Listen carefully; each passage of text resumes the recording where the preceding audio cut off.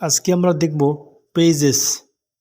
MS ওয়ার্ডে page এর ব্যবহার। পেজ অপশানের মধ্যে আছে cover page, blank page, break page. তো চলুন এবার আমরা ভিডিওতে যাই। প্রথমে আমরা ইনসার্ট থেকে পেজেস এই অপশানে আসব।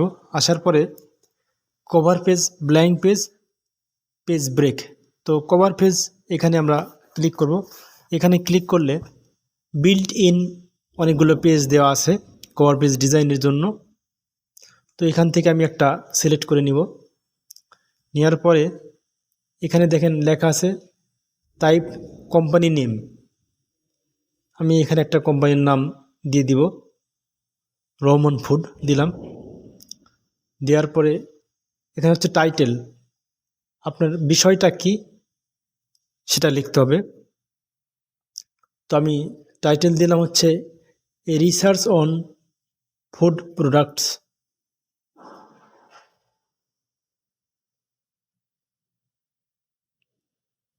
তারপর হচ্ছে type the document subtitle. Subtitle আমি এখানে দিলাম ফুড অ্যানালাইসিস।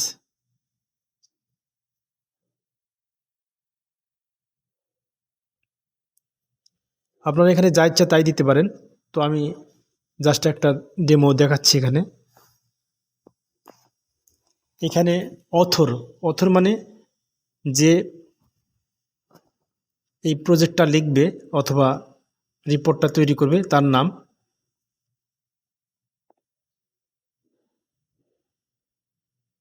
আমি একটা নাম দিয়ে দিলাম এখানে। এবার দেখেন এরপরে আছে হচ্ছে ইয়ার, কোন বছর সেটা লিখব, 2026। এরপর হচ্ছে অ্যাড্রেস, আমি এখানে ঢাকা বাংলাদেশ লিখলাম। তো এরপর আপনি এই যে ফরম্যাটে আসবেন, আসার পরে এখান থেকে এই সবগুলো স্টাইল চেঞ্জ করতে পারবেন। এখানে দেখেন টেক্সট বক্স স্টাইলস, এখান থেকে এই স্টাইলগুলো চেঞ্জ করতে পারবেন। এরপর এখানে মূল পেজ যেটা, এখানে আপনি কালার চেঞ্জ কীভাবে করবেন, এখানে শেপ ফিল এখানে ক্লিক করবেন। ক্লিক করার পরে এখান থেকে যে কোনো কালার সিলেক্ট করবেন, তারপরে এটা চেঞ্জ হবে।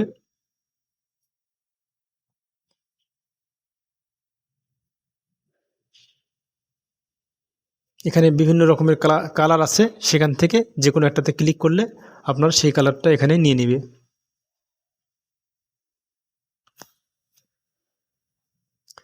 তো আপনি এই লেখাটা চেঞ্জ করতে পারেন, লেখার রং। তো এখানে আসার পরে বিভিন্ন কালার আছে, এখান থেকে যে কোনো একটা সিলেক্ট করলে সেই কালারটা নিয়ে নেবে। তো আমি অটোমেটিক এটা দিলাম।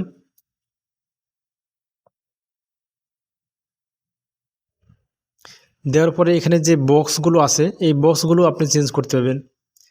শেপ ফিল এখান থেকে কালার চেঞ্জ করতে পারবেন।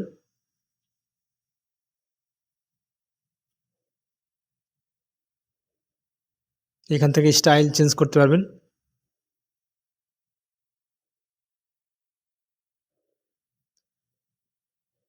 এখানে আপনি টেক্সটও অ্যাড করতে পারবেন, অর্থাৎ কিছু লিখতে পারবেন। তো আমি এখানে অ্যাড টেক্সট এটা লিখব। এটাতে ক্লিক দিয়ে এখানে কিছু একটা লাইন লিখব। আমি আমি এখানে লিখলাম this is a very exclusive বুক।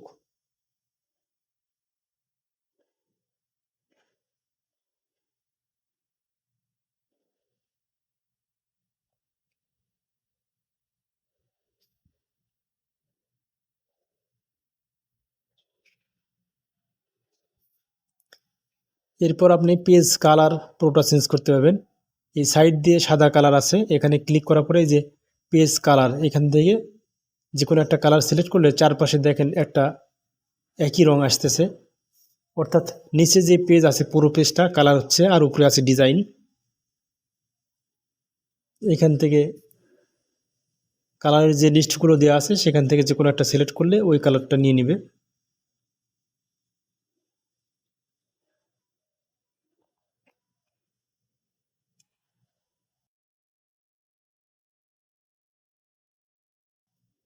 এবার ফরম্যাটে আসলাম, আসার পরে এখান থেকে আমরা আউটলাইন ফিল করতে পারি। এই যে এখানে ক্লিক করলাম, ক্লিক করার পরে চারপাশে যে বর্ডার থাকে এই বর্ডারের কালার এবং সাইজ চেঞ্জ করতে পারবেন।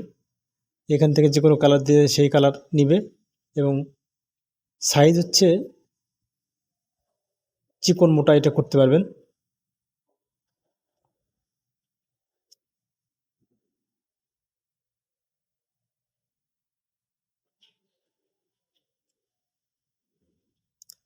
এবার আপনি এখানে কিছু ইফেক্ট যোগ করতে পারবেন। এখানে ছায়া আছে, শ্যাডো, ইফেক্টে ক্লিক করলাম।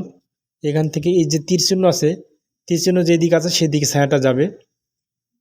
এই যে দেখেন ক্লিক করতেছি ওই দিকে যাচ্ছে, উপরে ক্লিক করলাম উপর দিকে গেল ছায়া। এরপর আপনি এটা 3Dও করতে পারবেন।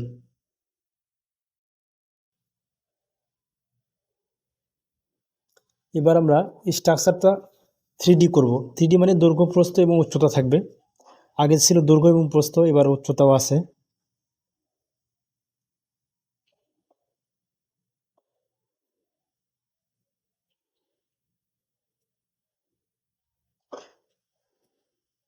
তো আমি সাইডে ক্লিক করলাম পৃষ্ঠার। এবার আমি যদি যে কোনো একটা 3D ডিজাইন সিলেক্ট করি পুরোটাই হবে। একবারে সিলেক্ট হলো এখানে।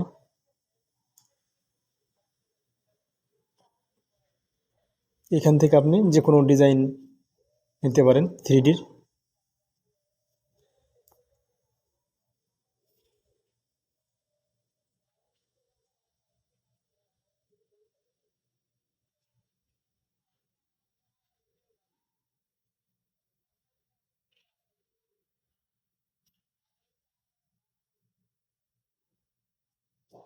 আপনি প্রত্যেকটা এখানে যে একটা ব্লক আছে এই ব্লকগুলো তো ডিজাইন নিতে পারেন 3D।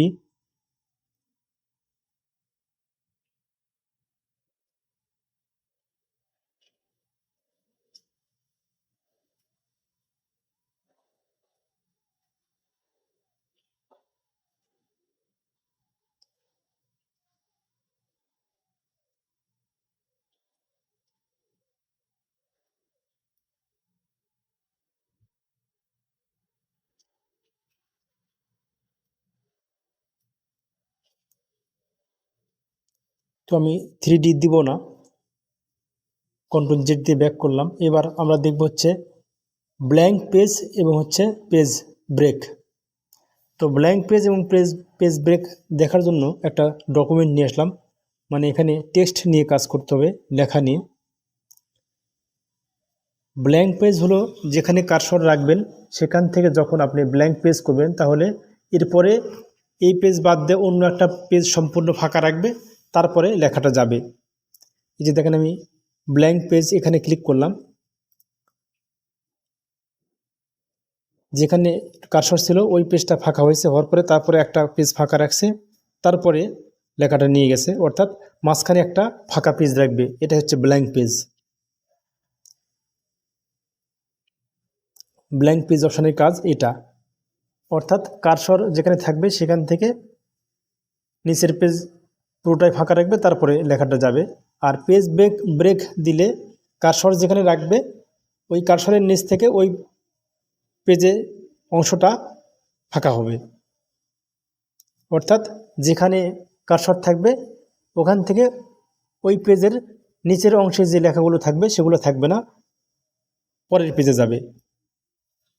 ব্ল্যাঙ্ক পেজ এবং পেজ ব্রেকের মধ্যে পার্থক্য হচ্ছে ব্ল্যাঙ্ক পেজে একটা পূর্ণ পেজ ফাঁকা রাখবে, আর ব্রেক পেজে আপনার শুধুমাত্র যেই পেজটাতে আপনি কার্সর ছিল ঠিক ওই পেজটা ফাঁকা করে দিবে, দিয়ে নিচের পেজে যাবে। তো আশা করি বুঝতে পারছেন।